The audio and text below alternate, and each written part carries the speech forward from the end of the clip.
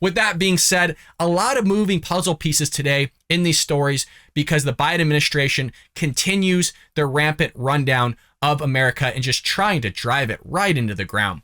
The lead story of the day comes from Blaze Media, and they say a reporter confronted Jared Bernstein, a senior economic advisor to President Joe Biden, on Monday for engaging in a double standard when addressing the gas price crisis. Remember, it's all Putin's fault. It's everybody else's fault.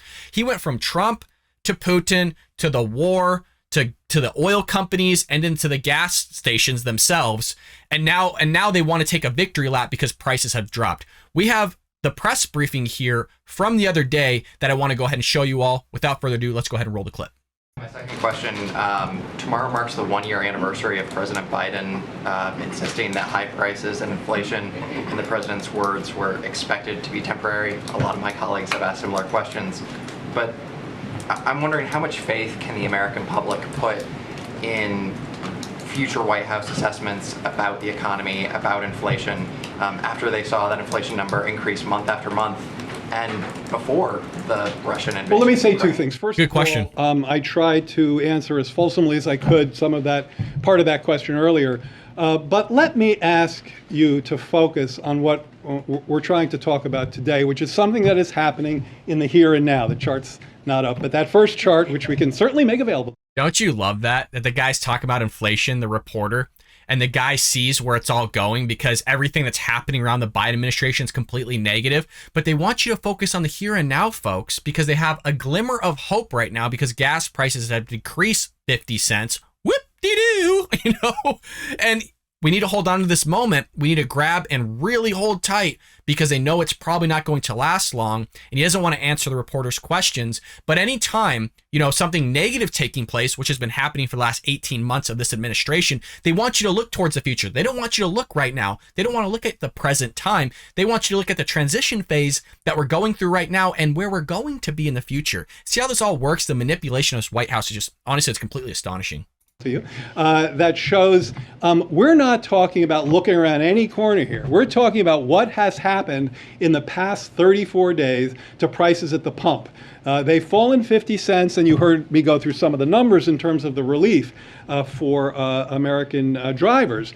At the same time, we are not stopping there, okay? This is nothing close to a victory lap because we have... I love that. I love that. We're not stopping there. I mean, this guy sounds like a salesman, folks, but there's more, and we're not taking a victory lap. Joe Biden literally just posted a tweet showing gas prices going down, virtually taking a victory lap himself. So his economic advisor and Jean-Pierre's White House press secretary saying that we're far from victory lap, while Joe Biden's out there chauffeuring around the White House, sending tweets, taking a victory lap. I mean, the contradiction here is crazy, and it just gets worse. Much more to do to achieve the president's agenda of helping families get some breathing room in this tough environment, which is characterized by, of course, such highly elevated prices. Now, if you can help people with prescription drugs that cost 2 to 3 times less in other countries for the same pill, if you can help a 60-year-old couple with a $45,000 income not have to pay another $1,900 to get... If you call in right now, we'll throw in this. And there's more. If you call within the next 2 minutes, you'll get free shipping. I mean, this guy just sounds like a salesman, folks.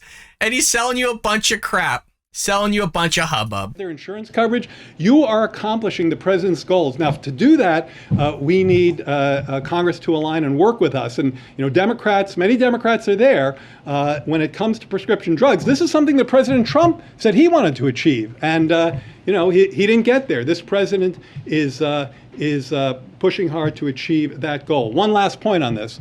I've talked about mostly near-term relief because that's so important for families who are seeking a little bit of breathing room right now. But there's another piece of legislation on the docket, and that, of course, is CHIPS. And this is something that has had real bipartisan support. I believe an earlier version got 68 votes in the Senate.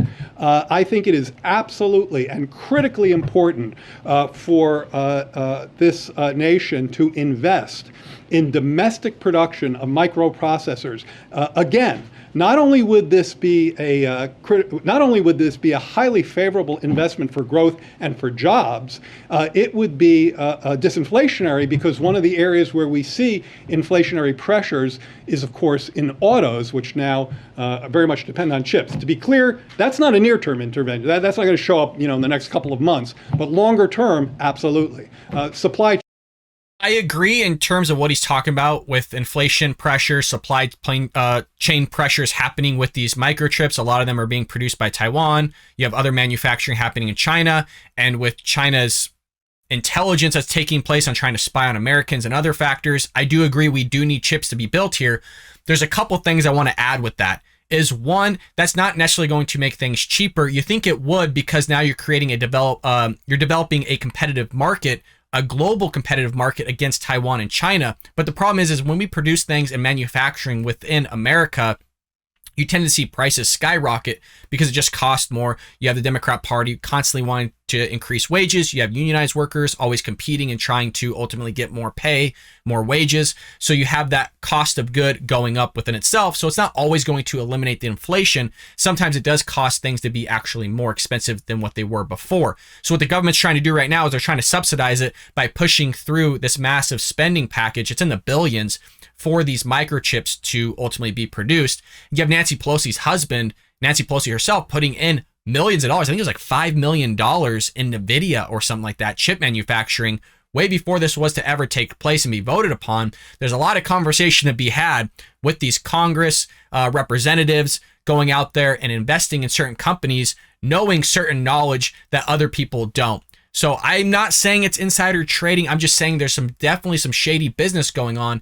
And when that subsidy ends, it makes you wonder what that chip manufacturing is going to look like, again, in the future. So I agree it's long term. I do agree we need chip manufacturing here because obviously what's taking place with the supply chains, but there's also a lot of problems that this could cause as well. We'll have to see what those problems are and how they arise in the future. And then hopefully a Republican will be in office by then that we can fix this and combat it. Chain, same thing. Having it both ways, Jared, because when the gas prices go up, it's got nothing to do with the president. When we see some decline, you want him to get the credit. Damn. Look, I think that there's no both-way thinking here at all. I think that what a liar! There's no both-way thinking here. Are you kidding me? You literally were crapping on Trump. Then you moved to Putin. Then you moved to the oil companies. Then you moved to the gas stations. You were literally blaming everybody else for the gas prices, to the oil prices, to everything other than yourselves. And so now that you got a 50% decline in retail price and the price of oil and gas, you're going to sit there and be on your high horse and parade around and do a victory lap, meaning Joe Biden is?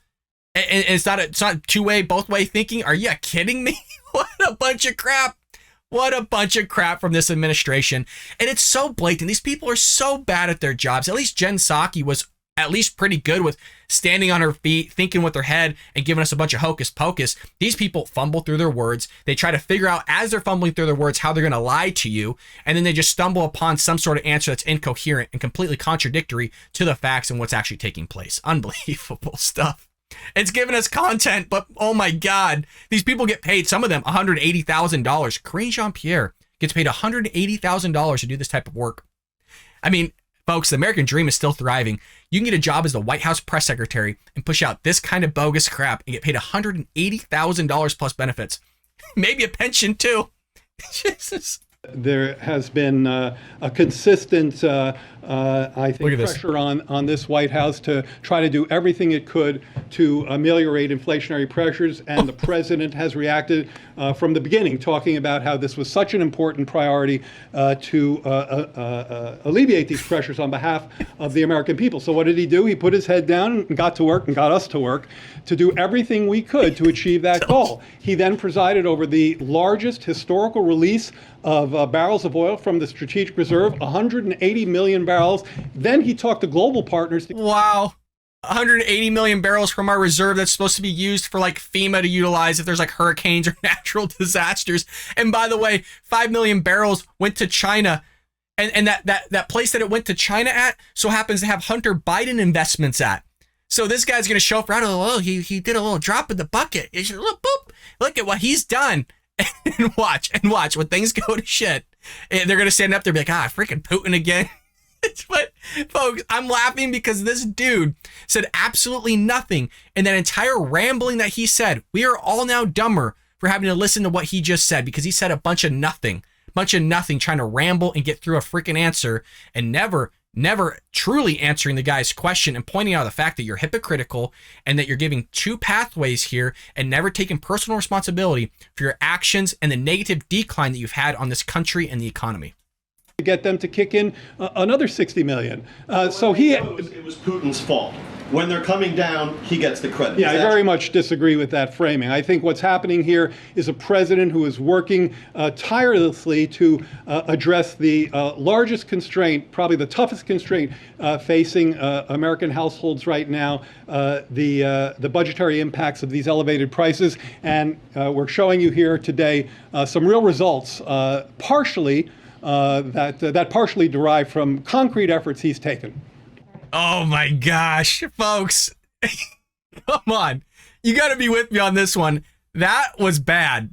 I mean, again, there's Jen Psaki, there's Karine Jean-Pierre, and then there's this guy in terms of bullshitting us to our face. Forgive my French, but this guy was freaking terrible. This guy, Bernstein, told reporters at the White House press briefing that he was not taking a victory lap, even though Joe Biden himself was taking a victory lap on Twitter. Biden spent months blaming record high gas prices on Russian Vladimir Putin, the oil industry repeatedly accusing oil and gas companies of profiteering. But now, folks, now gas prices are decreasing. Biden gets to take all the credit. So at one end, he's going to blame everybody. At the other end, woohoo, look what I've done.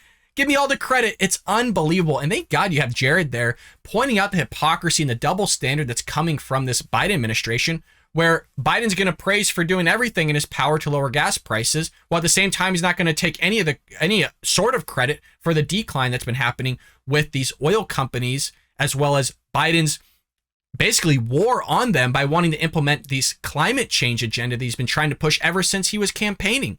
So after disputing the framing of Rosen's pushback, Bernstein tripled down on Biden working tirelessly to produce real results for Americans. Isn't that an amazing statement? He's working tirelessly, and we hear this from Jen Psaki at the time, and then now it's Karine Jean-Pierre. He's doing everything he possibly can.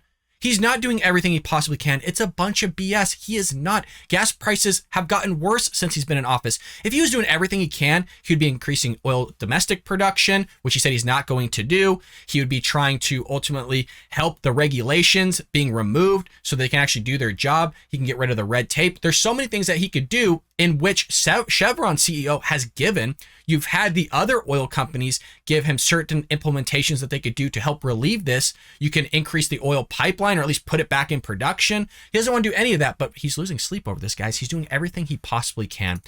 I hope you enjoyed that clip from the Bald Brad Show. If you did, make sure to hit that subscribe button so you can stay up to date on all our future content.